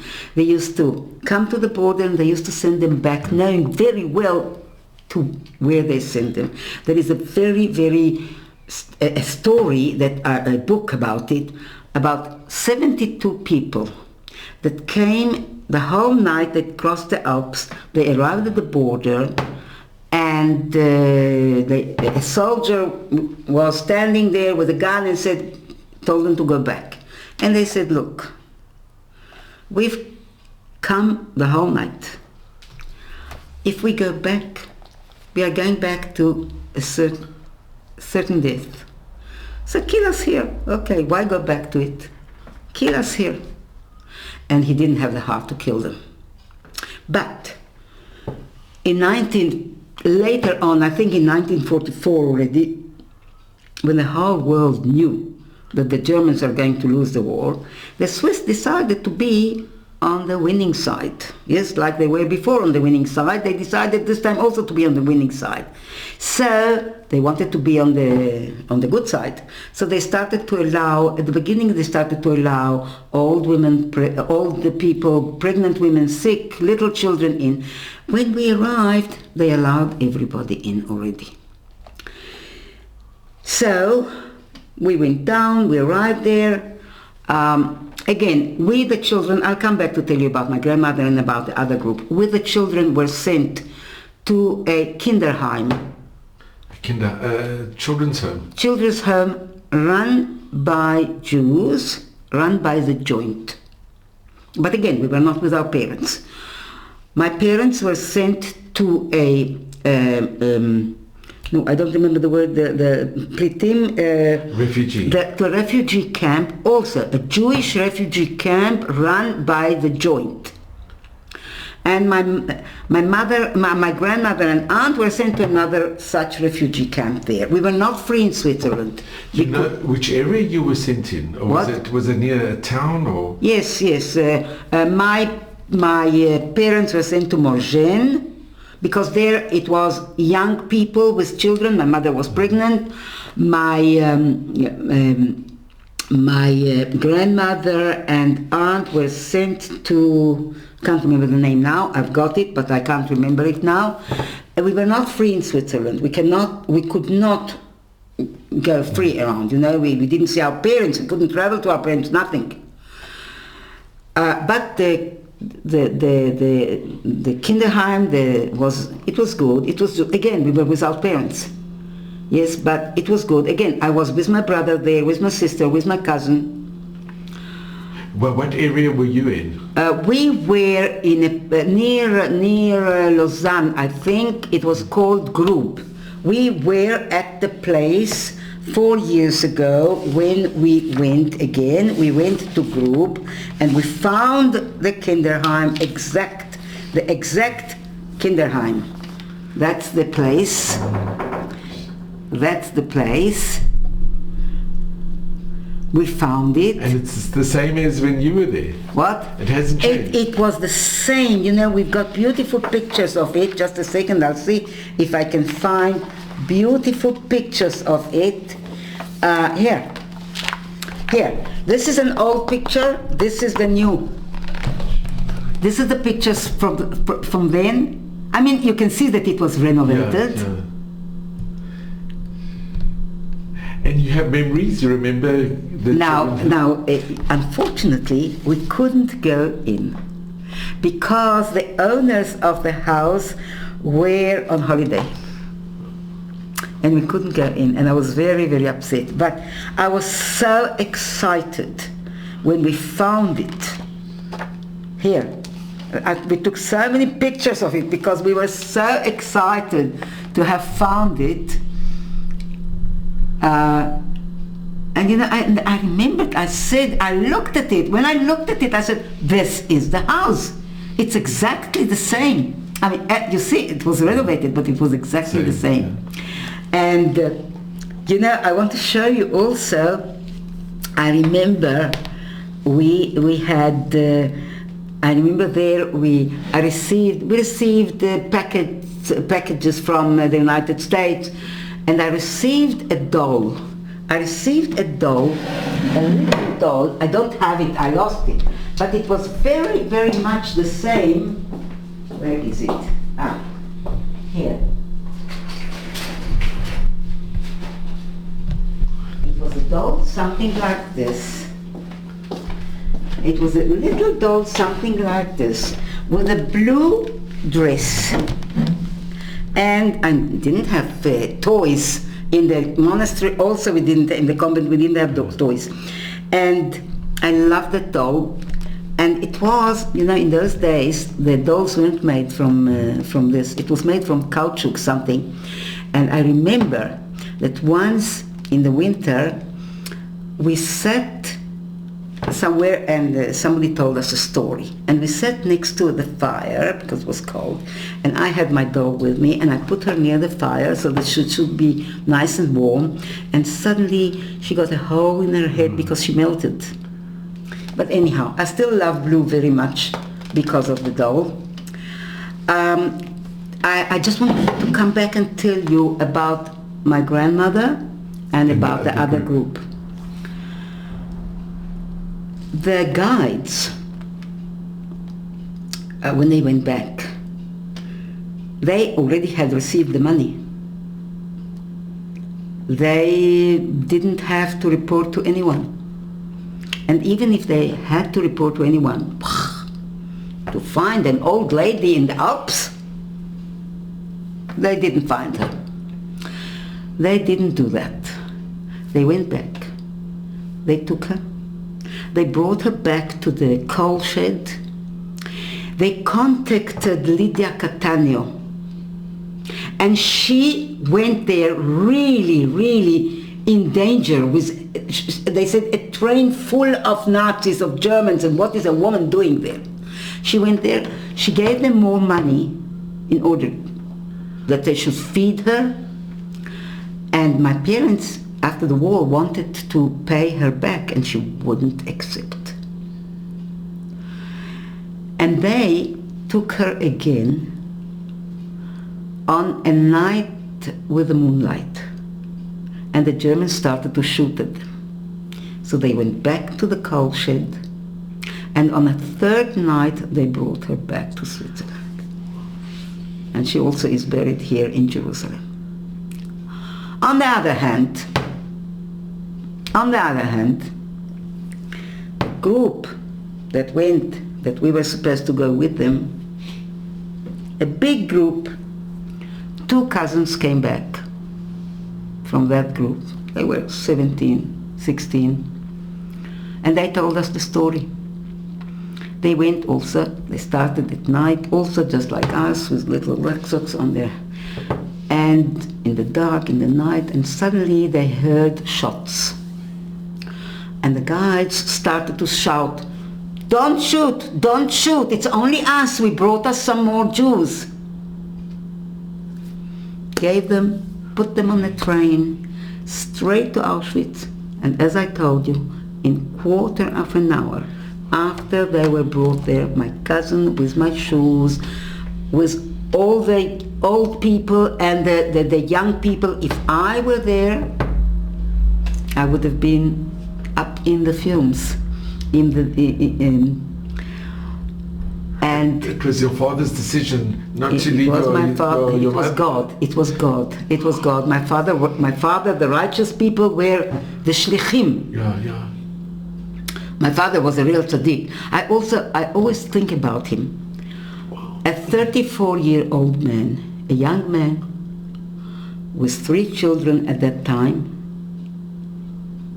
and he managed so with such bravery, with such courage, with such thought, to bring his family in all situations to safety.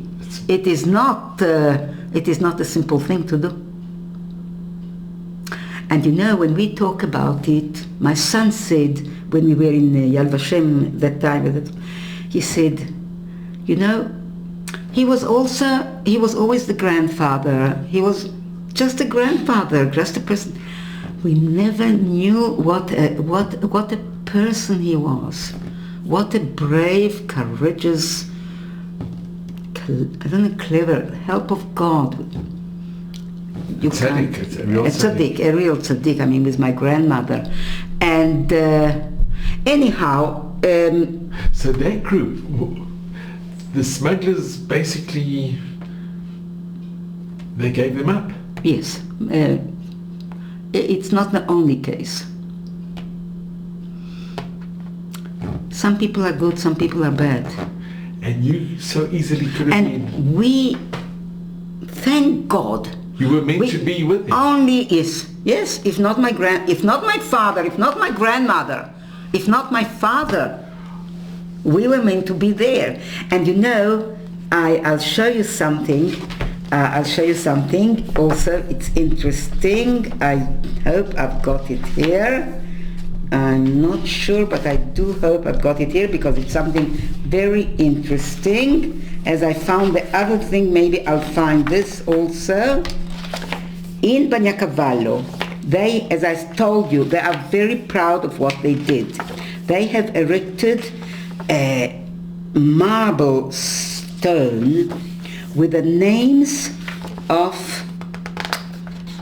I'll be very upset if I don't find it, with the names of the people that they had saved and they were killed afterwards by the Germans. And I am there with my family, and I show them that if not for my father, for the miracle, for God, I would have been written on that marble also. It must be here or in the other album.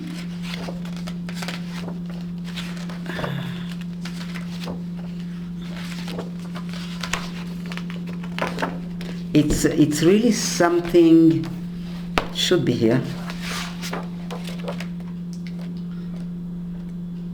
Just a second. It's just unbelievable. It is something. You see here the person that gives me this little basket. He's the person that runs the museum.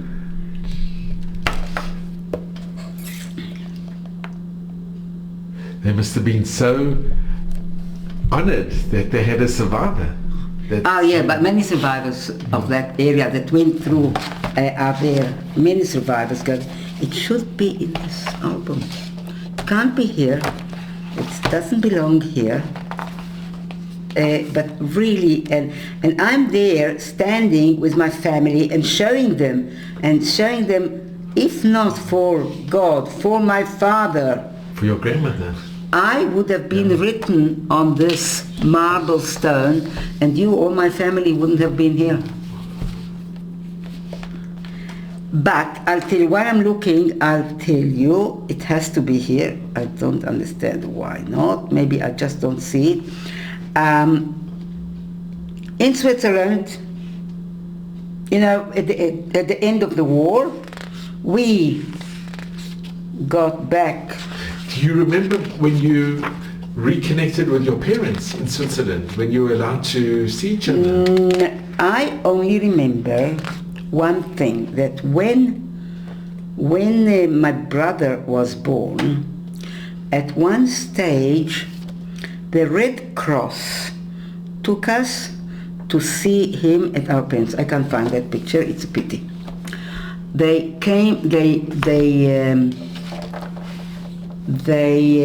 Red Cross took us to see our brother, our parents. They took us like a package that used to be, in the post. They put the address on the button of our coat. It was written the address where we're going. They put us on the train. We traveled, and at some other place, somebody from the Red Cross came, took us, put us on another train, and that's how, like a package, we were sent back. We went to see our parents once. Do you remember that meeting? I remember that meeting. I remember, and we saw our. Why can't I find it? I'm very upset about that picture. I remember my little brother, who was just born. My mother put him somewhere, changed his napkin, and he did his business, like this, and it wet my father, and my father was happy and was excited as if he was, wet by some gold something. And you can imagine, he was so happy with this child that was born, and you can imagine what it did to him when this child fell. Less than 2 years after his death, my father just fell in the middle of the street and died. He said to my sister-in-law that he doesn't want to reach the second Azkara, the second memorial of him. He doesn't want to say Kaddish the second time on the grave of his son. It's not right for a father to say Kaddish on the grave of his son. And he didn't. About a month before the second day, he passed away. But I am so upset that I don't find that picture, because it should be here. Anyhow, I'll find it. What I wanted to tell you also was that we went back to Italy. We went back to Fiume. But Fiume was already under communist rule, Tito, Yugoslavia. It's now part of Croatia. Yeah, then it was Yugoslavia. Yeah. Now it's Croatia. And Tito and the communists were not angels to the Jews, ever. Not Russia, and life was very hard. There was no kosher food. it was terrible. Luckily, in 1947, there was a pact between Italy and Yugoslavia that Yugoslavia should allow the Italian citizens to go back to Italy. So we left Yugoslavia and we went back to Italy. And we went to a town near Milano called Cremona, where my father tried to start a business or something and it didn't work. And it's also very interesting. I mean, we were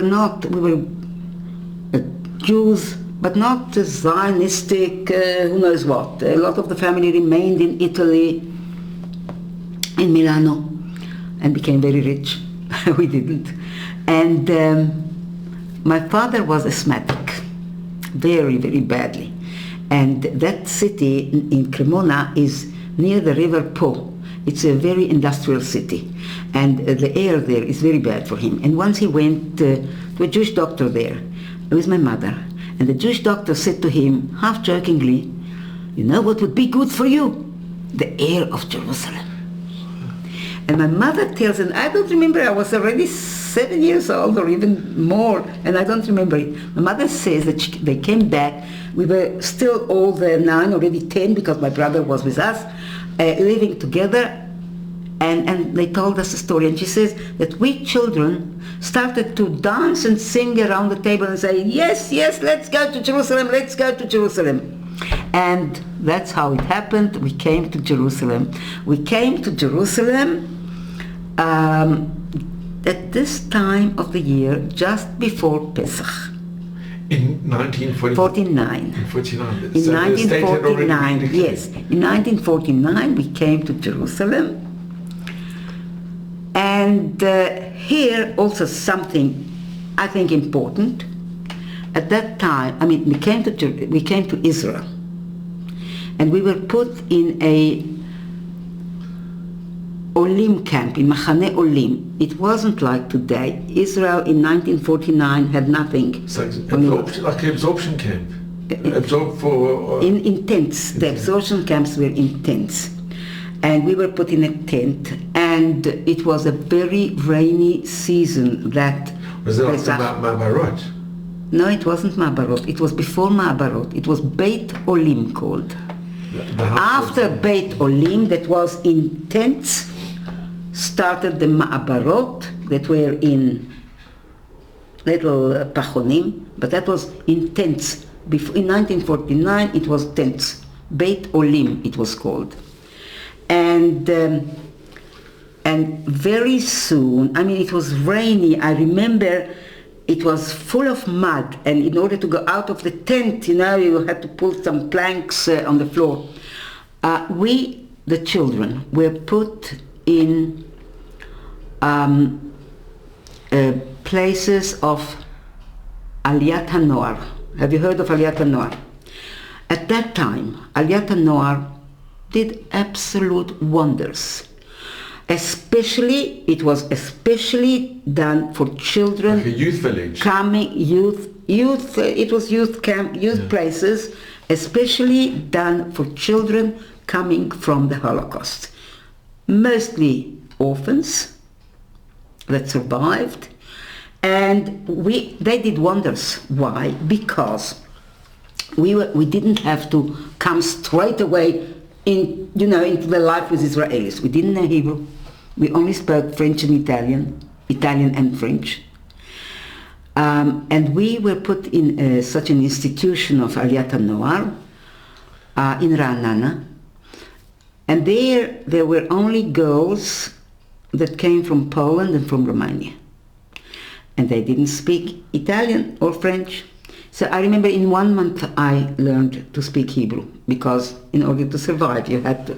But what was wonderful there, they taught us all Hebrew, Tanakh, the Bible, Jewish history, and after 2 years there, I came to Jerusalem where my parents were, and I could already go to a normal Israeli school and be one of the school.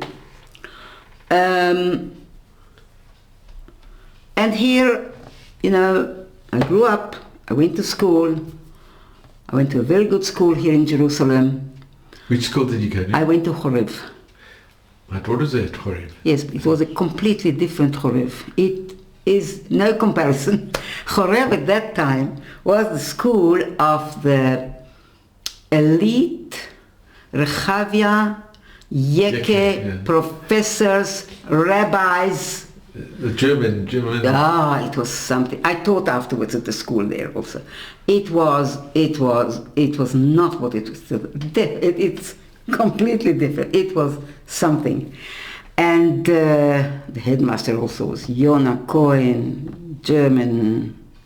They were all people that came before the war. You know, they lived in Rehavia. And life was not easy for my parents in Israel because economically it was very, very, very hard. But anyhow, it was for them and for all survivors, it was very important to look ahead, not to look back, to look ahead. Okay, we've come here, we've got the children. As I said, they were very proud of the state of Israel, of the country. When my brother died, when my brother fell, my father said, I only hope he is the last one. And this is the atmosphere I grew up in, got married, I became a teacher. I'm still a teacher. I teach many children I taught, but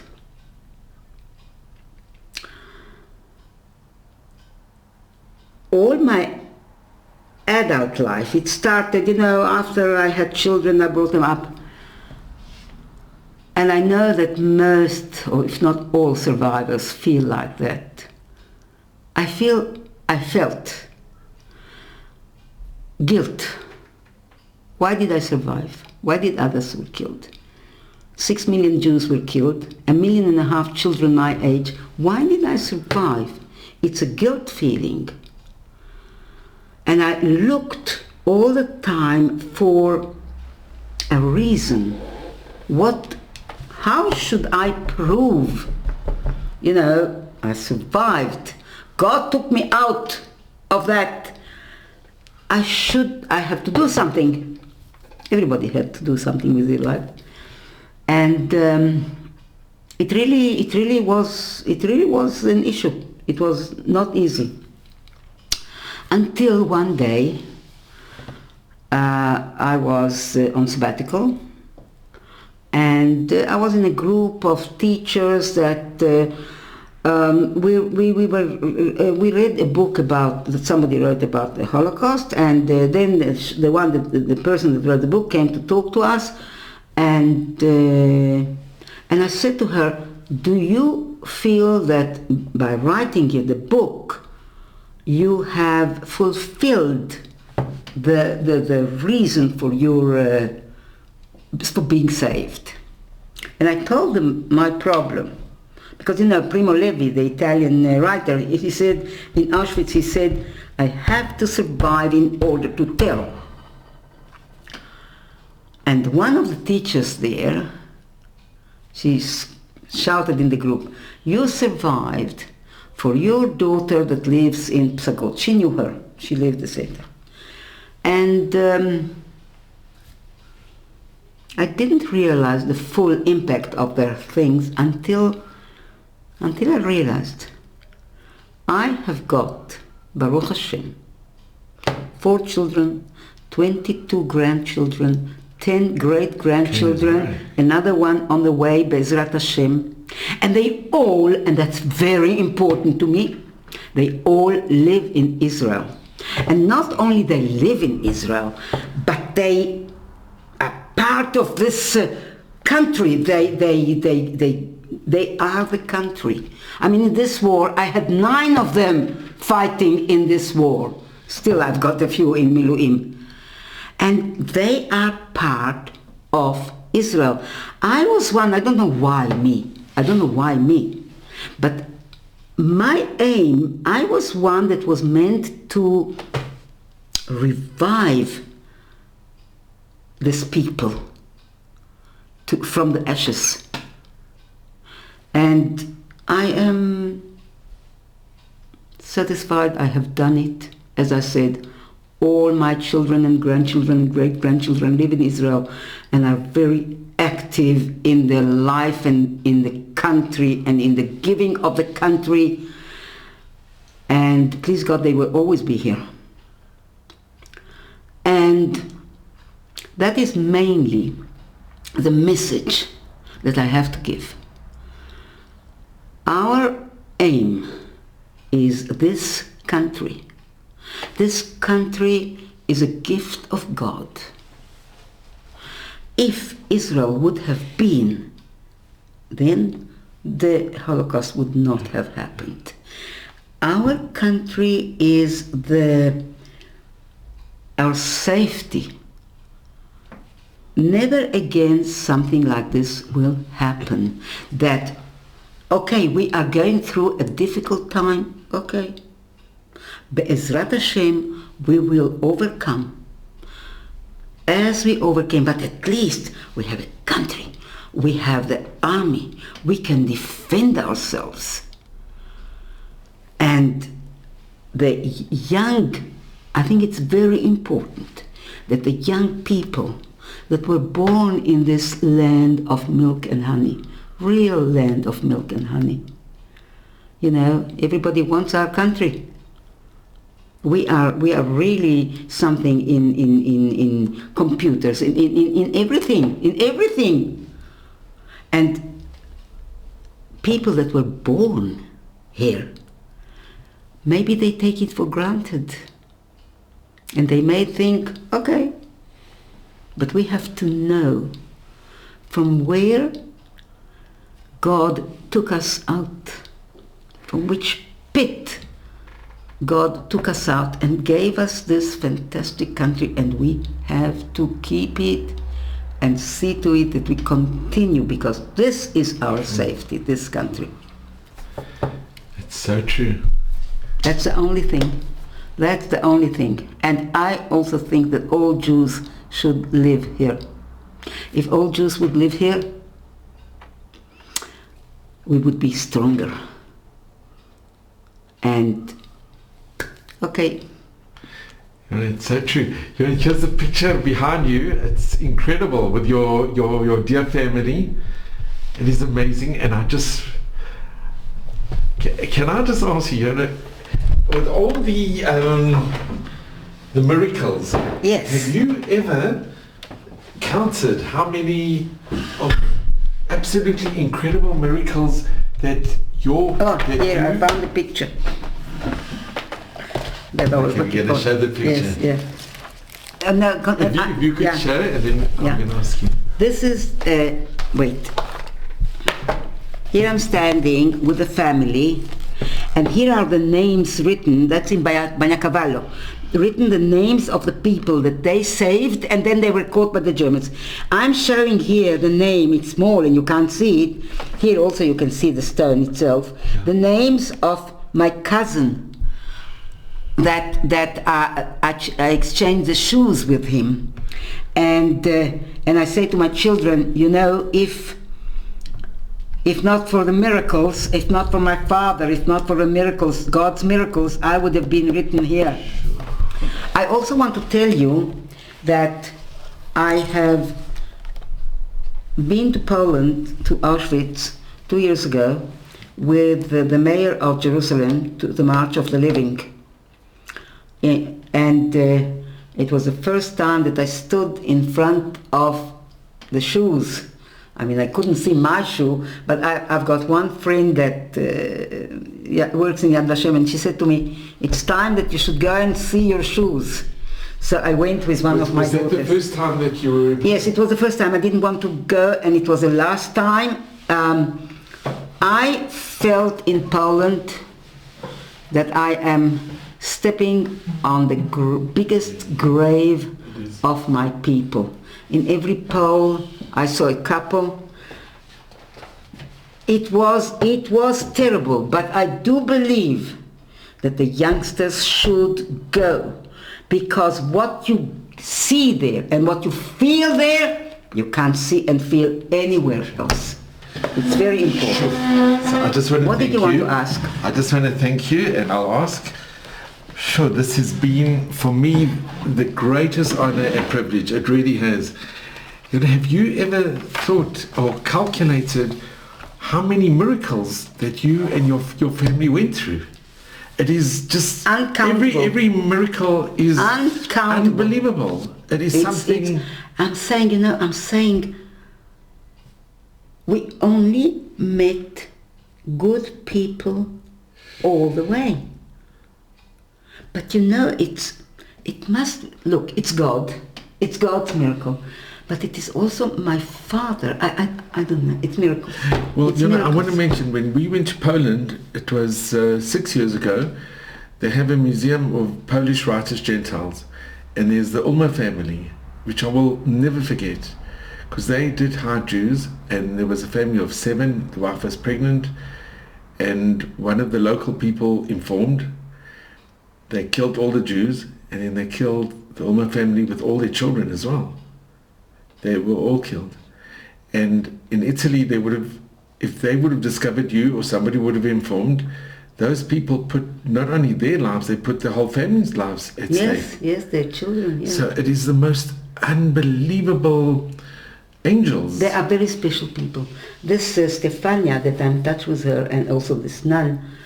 I mean, this Stefania, whenever we go to Italy, she goes with us, and we went to the Alps, she came with us. We went to Sicily, she went with us. And she brings her granddaughter with her. I mean, she teaches her granddaughter to go in the steps of her forefathers.